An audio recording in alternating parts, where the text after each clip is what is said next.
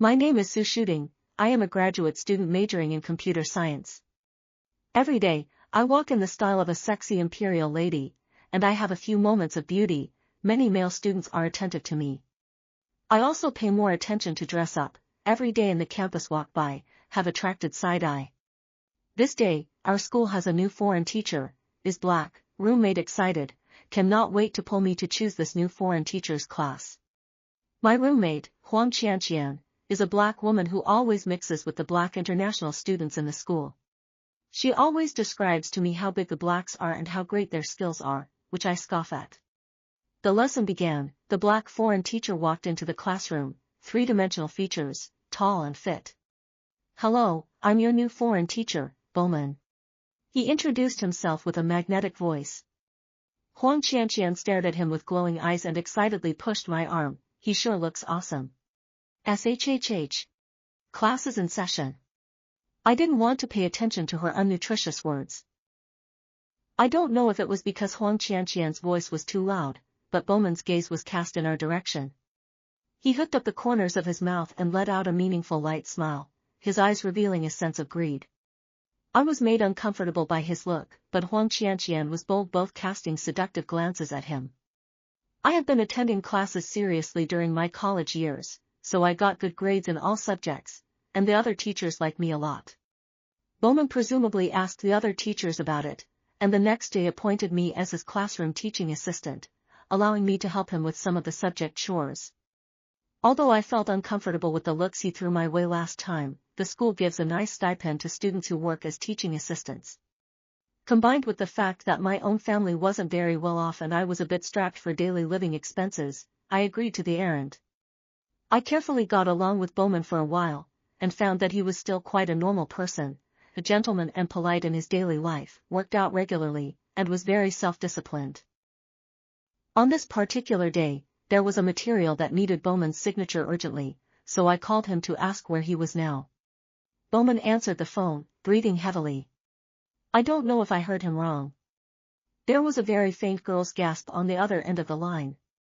I was embarrassed to hear it. He sounded too much like he was doing that shit. I hastily apologized. "I'll call you back later if it's not convenient for you." He laughed as he gasped, "It's fine, just working out in my room, you can meet me directly at the staff quarters." Hang up the phone. I was a little apprehensive, but this material must be handed over today. I can only head to the staff quarters to find him. I came to the door of his dormitory. A burst of girls' soft gasps came from inside the door. I curiously looked in through the gap in the curtains of the window by the door. Bowman and a girl were closely entwined, without a single shade between their bodies.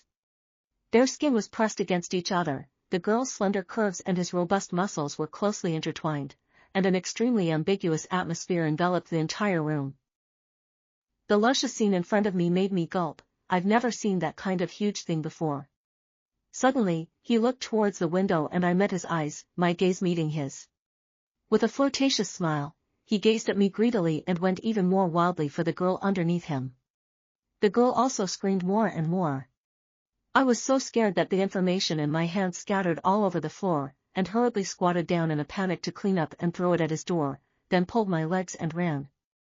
Back to the dormitory, my heart palpitates, difficult to calm. Finished, he must have found out, too embarrassing, how can I face him in the future? I do not know how long. Huang Qianqian humming a little song ground as soon as he entered the door and I show off. Bowman is really great, screwed me cannot stand. You. And Bowman that. Thinking of the picture just now I suddenly realized. She mysteriously approached me and said, "Yes, he is much more powerful than those black foreign students. Do you want to try? Let's do it together." The girl in Bowman's room was actually my roommate. I didn't expect Bowman to start so soon. No, I waved my hand to refuse. "Ah, you just haven't seen a good one, he must be better than your boyfriend." Huang Qianqian flirted and went to take a shower. My boyfriend is a fledgling, that aspect of the experience is very little, and especially shy, indeed that aspect of our life sometimes not too harmonious. Every time Huang Qianqian showed off to me how cool she is when I do a little envy. But when I think of my boyfriend is very good to me, I think that this kind of thing can always be followed up to teach and grinding well. In the evening I studied in the library. A look at the time has been more than 10 o'clock, the dormitory is about to close. I hurriedly packed up my things and rushed to the dormitory. Walking on the school road, a cloudy wind from behind let me get goosebumps. Suddenly, a pair of big hands from behind wrapped my waist, my brain instantly blank for a few seconds, struggling madly. But no matter how much I twisted, there was no way to break free from his confinement. He covered my mouth in death to prevent me from screaming out, holding me and dragging me towards the darkened grove on the side. "You're so slutty, I couldn't get enough of you from the first moment I saw you." Man's voice rang in my ears. You let go of me. Who are you? What do you want?" It was so dark in the woods that I couldn't see him at all. I spit out a few words with difficulty. "Isn't it obvious what I want?" The man gasped perversely in my ear as his hands began to roll my body unsteadily. He tore at my clothes, exposing my pale skin, and I was powerless to resist, unable to move due to my size disparity. "See, you must want it too, you're reacting so quickly." His hand delved under my skirt and roughly began to explore. A wave of pain hit me, and I couldn't stop the tears from escaping the corners of my eyes as the smell of the man's body surrounded me, the powerlessness of being violated breaking me down. His lips pressed wildly against mine as his hands explored my body without fear, meeting every inch of my sensitive curves with abandon. Who's there?" A flashlight light hits in the distance. The man dodged, like a nimble rat, lifted his pants and ran, disappearing from my sight in an instant. Luckily, I was spared when a patrol by school security interrupted the man from continuing. I hid behind a big tree and didn't dare to speak, for fear of being discovered by others in this sorry state. After finishing my clothes and returning to the dormitory, Huang Qianqian was still excitedly bragging to me about the greatness of the various black men she was dating. I do not care to listen to her, only full of humiliation, but I am too afraid, can only put this matter silently hidden in the bottom of the heart. From then on I was afraid to go back to the dorm by myself at night. I was secretly relieved when I didn't see Bowman in the office for several days in a row. Ever since I was last caught by him that I saw him and Huang Qianqian in the staff quarters, I was embarrassed to death every time I faced him. I was in the middle of organizing the information on my discipline when my cell phone rang. It was Bowman calling. "Can you come and meet me at the staff quarters? There are some materials I need you to pick up, I hurt my leg," he said on the other end of the line. Along the way I prayed that I wouldn't see anything in his room again. Otherwise I really don't know how I'm going to continue as this teaching assistant. I knocked on Bowman's door and politely shushed him. "What's wrong with your injury?" "It's nothing major, I just broke it while running." Bowman smiled and replied, "Come in and wait a minute, I need to look for it." Bowman made an invitation gesture. I originally did not want to go in, but could not resist his repeated invitations. I still went in. Bowman's dormitory was filled with a strong foreign fragrance, probably because of the black man's large body odor. He needs to spray a lot of perfume. I didn't care. "Here, have a glass of water, I'll get it." Bowman put down a glass of water, then limped into the study again. Maybe it was because the strange fragrance was too strong. I was a little dizzy and my mouth was dry, so I obediently picked up the water on the table and drank it all in one go. The chirping of the summer cicadas was drowsy, and I yawned. I felt that Bowman had been looking for a long time in the study, and I couldn't help my eyelids falling. In a daze, I felt someone hug me and throw me heavily onto the bed, the soft touch sinking my entire body. Immediately afterward I heard 3 or 5 men talking, seemingly discussing something. In a disoriented moment a blindfold obscured my vision, wrapping me completely in a thick darkness. My body felt a sudden coolness as my shirt and pants were being roughly undone by them. One of the men pressed up and kept kissing my face, my lips, my body. Numerous warm hands were surging over my body, palms that were unencumbered, hungrily exploring my curves and touching every inch of my sensitive skin. "You have a good eye, this one is superb this time," one of the men exclaimed. I tried to resist, but at this point I was so limp that I couldn't bring myself to do so. When I woke up again, I was lying on the couch in Bowman's dormitory. I gently rubbed my temples, trying to relieve that heavy feeling. The strange fragrance that I smelled when I first entered the dormitory had already dissipated, and a strange fishy odor filled the air. You awake? Bowman walked up to me with a slight smile. How did I fall asleep in Bowman's dormitory? I hurriedly checked my body, my clothes were intact and neat, there was nothing strange, and Bowman's reaction was normal. The feeling that was so real and incomparable just now, could it be that I was dreaming? I rubbed my neck, feeling like my body was going to fall apart. The sky outside the window was already dark. I came to find Bowman at 3 o'clock, and I had slept for 3 or 4 hours in his dormitory. I see that you slept too much, the material has been turned in on its own, Bowman said. I awkwardly rushed to say goodbye to him. Walking down the road I always felt a great discomfort in my lower body, a warm current rushing straight down. That's not right, my aunt period just ended a week ago, there's no way it's coming back. I rushed back to the dormitory toilet to check, the sticky liquid stained on my panties made my brain go straight down. I wasn't dreaming. I had been violated by Bowman. And he wasn't the only one. Chill ran up my spine and I couldn't stop the tears from flowing down my face as I covered my mouth trying my best not to cry out.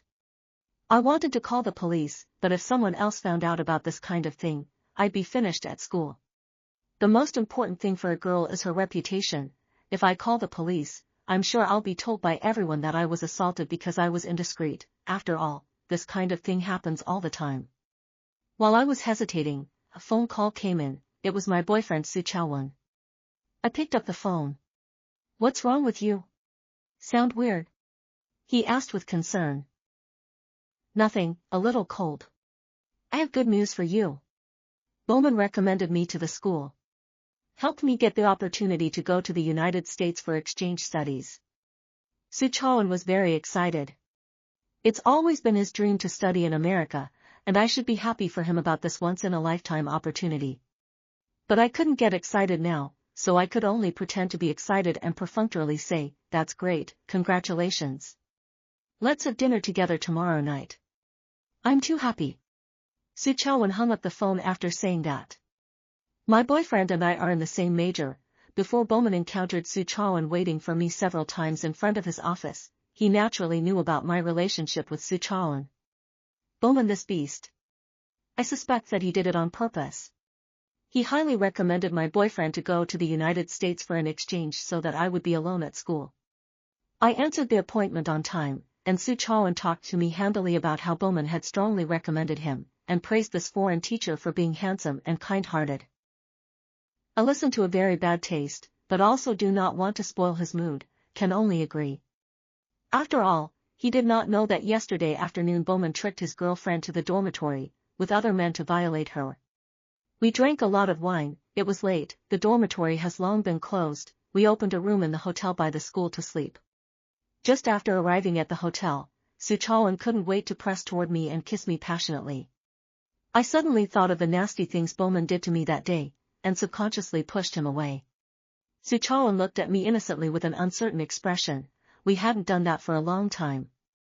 I gazed into his big confused eyes, a strong feeling of guilt rushed over me, so I began to respond to him in a more passionate manner. My lips pressed gently against his mouth with passion and desire, an intensely ambiguous vibe passing between my lips. Our bodies inevitably pressed closer together, feeling each other's warmth, our breaths intertwining and merging as one, exploring each other's depth and passion. I claimed Suchawan like crazy, hoping that his clean scent could wash away the shame and filth of that day. 2 months later, Suchawan was going abroad for exchange studies. In the meantime, I quit my job as a teaching assistant and never met Bowman again. I tried hard to return to normal life and forget that memory, but it was no use. I started to become capricious and my temper got worse and worse, and I got angry whenever I moved. Suchawan was as good to me as ever, tolerating me unconditionally. By the day he was leaving the country, I jumped into his arms at the airport and bawled, my body unable to stop shaking. I'll be back in a year, don't worry, Suchawan comforted. But he didn't understand that the reason for my tears was not that he had to travel across the ocean, but that I had endured too much bitterness and devastation from being violated. I reluctantly said goodbye to Suchawan and returned to the school lost. Someone downstairs is looking for you, my roommate said to me with a bitchy smile. I went downstairs to see Bowman standing at the bottom of the dormitory floor looking straight at me. I was alert and kept a safe distance from him. What do you want to see me about? Suchawan is gone, he's going on exchange but it's going to take him a year. You're going to be lonely for the rest of the time, aren't you? Bowman walked up and leaned over and whispered in my ear. I instantly got goosebumps. Sure enough, I was right. Bowman was purposely screwing Suchawan away. I took a step back to get away from him, but was tackled by his wrist. His strength was so great that he yanked my wrist raw. What the hell do you want? You let go of me. This is a dormitory building, I said through gritted teeth, wishing I could kill him. I deluded myself into thinking that he would retain a shred of conscience in a public place and not do anything excessive to me. He snorted contemptuously, if you don't want your photos and videos to be seen by everyone on the internet, you'd better obediently listen to me, and when I'm happy, everything will be fine. After saying that, he gave a teasing touch on my arse, then left without looking back. Bowman's sudden words were like a bolt from the blue. My world collapsed, all the beauty and peace were ruthlessly destroyed. I was brutally beaten by the cruel reality. Since then, I have been distracted every day, fearful, tormented as the walking dead. You come to the staff quarters. Bowman finally called. He had the video and photos of my assault in his possession, and I didn't dare shirk his orders. I arrived at Bowman's dormitory with trepidation and knocked on his door. You got here pretty fast, he said as he dragged me through the door. What met my eyes were 8 shirtless, tall, black, burly men, including Bowman. My heart stuttered violently as endless despair and pain hit hard. I was already in hell, facing these devils, and could anticipate the torture I would face next. Their faces were full of lewdness as they watched the movie playing in the projection, and when they saw me enter, they looked at me again in unison, their eyes revealing desire and greed. Is it good? You're the main character in this movie. Bowman wrapped his arms around my waist and imprisoned me from behind. Man, your last ecstasy really worked, ha ha ha ha ha. Look at her slutty face, said the black strong man excitedly. I watched the video of myself squirming in fear, groundless.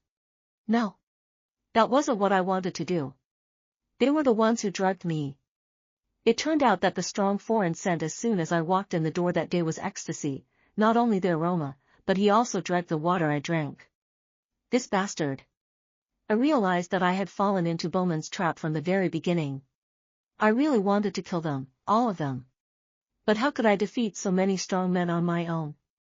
Tears flowed down the corners of my eyes. I regret so much. I should have called the police at that time. What reputation? What scruples? By calling the police I wouldn't have had to continue suffering this abuse.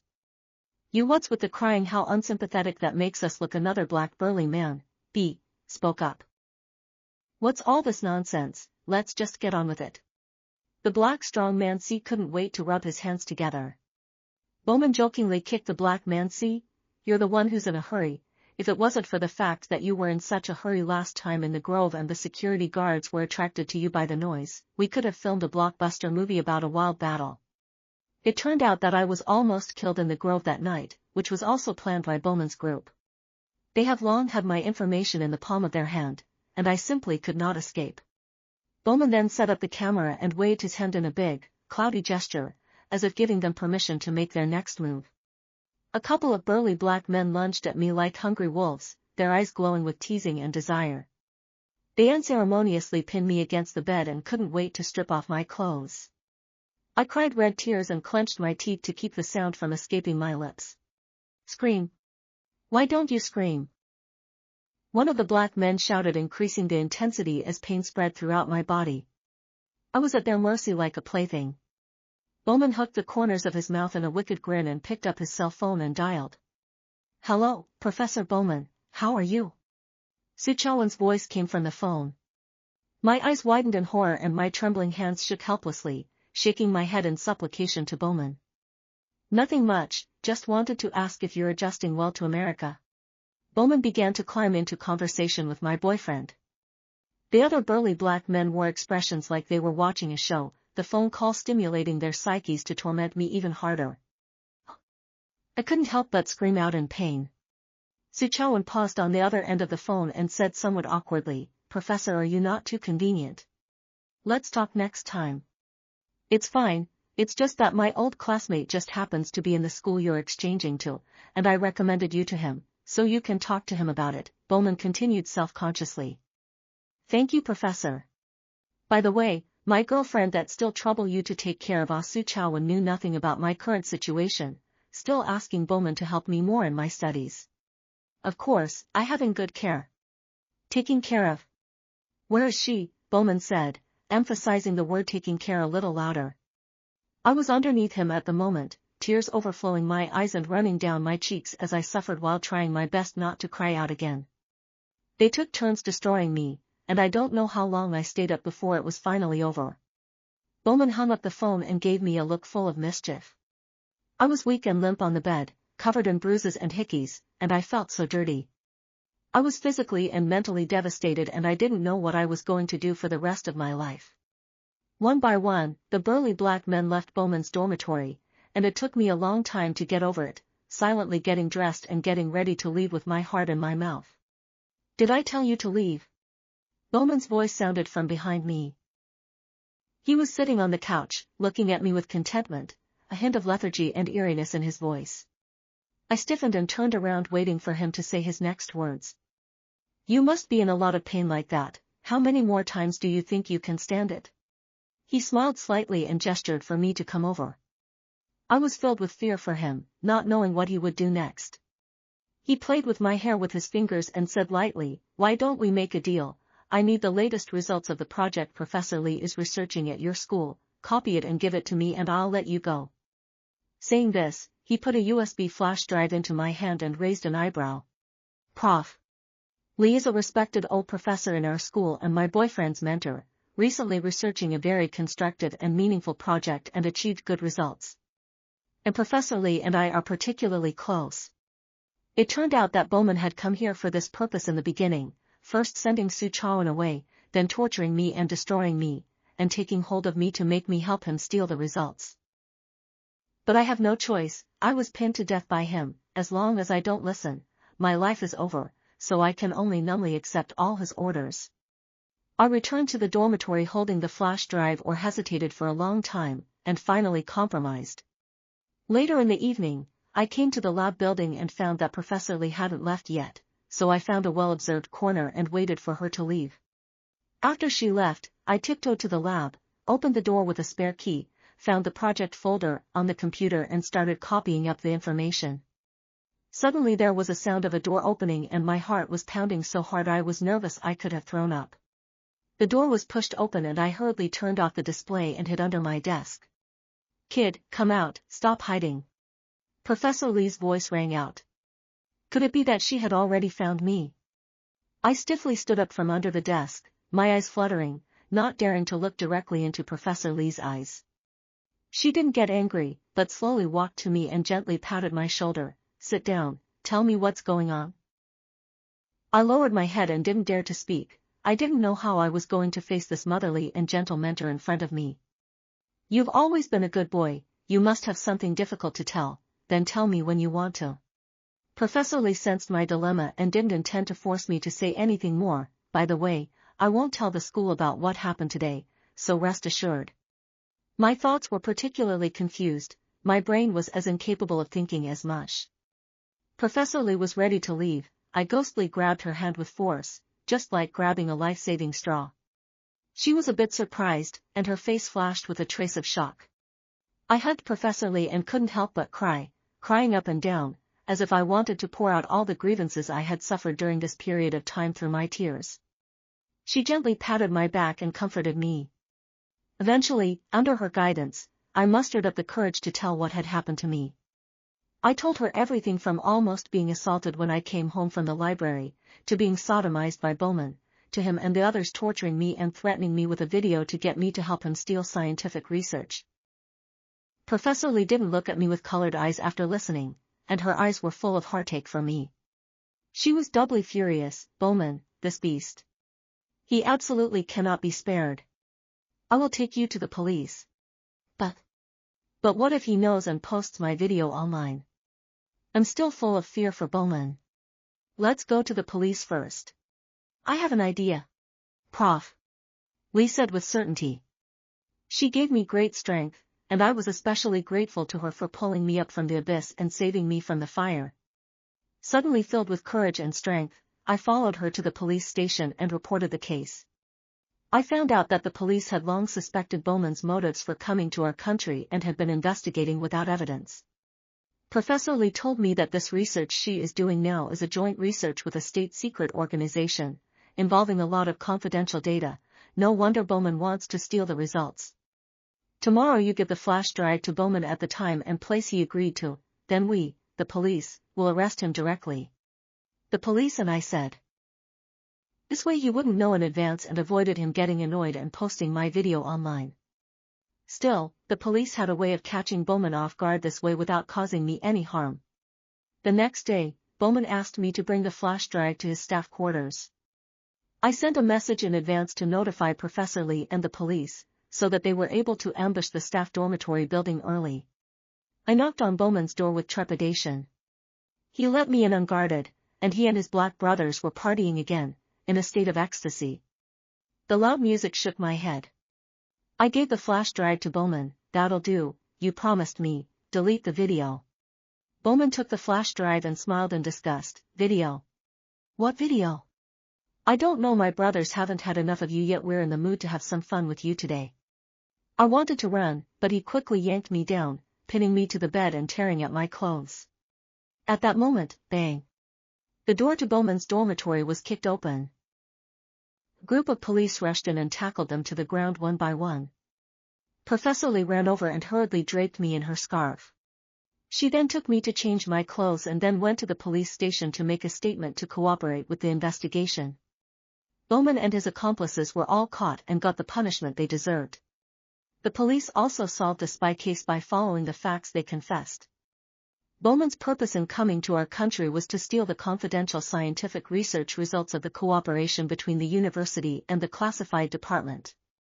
From the time he arrived at the school, he had made every effort to approach Prof. Lee, wanting to steal it directly. It turned out that Professor Lee was very cautious and set up a perfect confidentiality system, so he had no way to start. So he set his sights on me and my boyfriend, who were close to Prof. Lee. My boyfriend merely found out what Bowman was up to, so he tried desperately to sidetrack my boyfriend and find a way to make sure he went to the US as an exchange student. All that was left was to fix me. Originally, he wanted to simply seduce me and then get me to steal the information. But he realized that I always kept a polite distance from him, never crossing the line and greasing the skids. Plus his accomplices got up to no good and ignited their perverted minds. So simply went straight to the hard stuff, violating me, torturing me, threatening me, forcing me. What scum? Professor Lee had long felt that this Bowman was not quite right, so she doubled her attention to him. Luckily she caught me stealing information in time that day. Otherwise I would have made a big mistake. She not only didn't blame me, but also guided me and introduced me to her familiar counselor friend, fearing that I would be psychologically shadowed because of Bowman's evil deeds. Professor Lee also helped me ask the school for a month's vacation, so that I could go for a break and clean up my mind to start afresh. She was a benefactor in my life, and I am full of gratitude to her beyond words. After all that I've been through, I've also become brave. When you are threatened, make sure you don't hold it in and delude yourself into thinking you can handle it on your own or think it will be okay after a while. It is important to be brave enough to seek help from the police so that the damage can be stopped in time. Otherwise the damage done will only be more profound. Although Bowman did me a great disservice, he got what he deserved and I can't cling to the past and wind myself up in a dead end. Life goes on, and I need to repair the damage as soon as possible, then return to a normal life and embrace a new future.